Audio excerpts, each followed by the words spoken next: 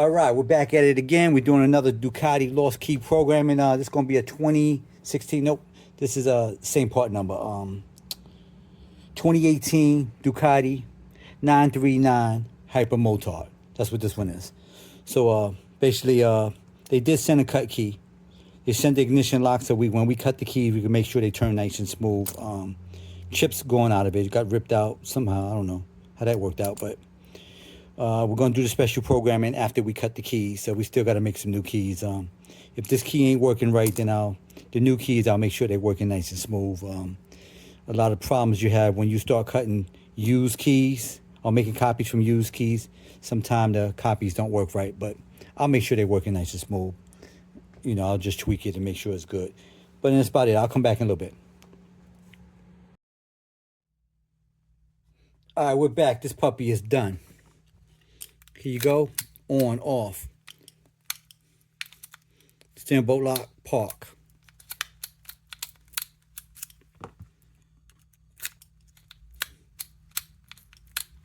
Now, some of y'all, they get somebody to cut you a key, and it only does this, off, on, off, on. That's not a good key. It should work all the positions. Here's something you think about. If the key you just lost can lock the steering wheel and go in the park position, then ain't nothing wrong with your lock. So that means that person didn't know how to cut the key correctly, and they blaming your lock. So just think about that. If you just lost the key and your other key worked all the positions, but all of a sudden the new key doesn't work all the positions, something wrong. Somebody ain't do something right. So I'll do it again.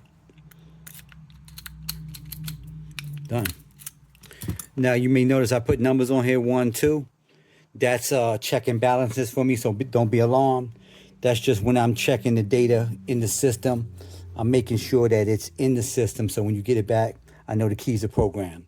Whether your bike starts or not, that I'm just making sure the keys are ready to rock and roll, start that bike.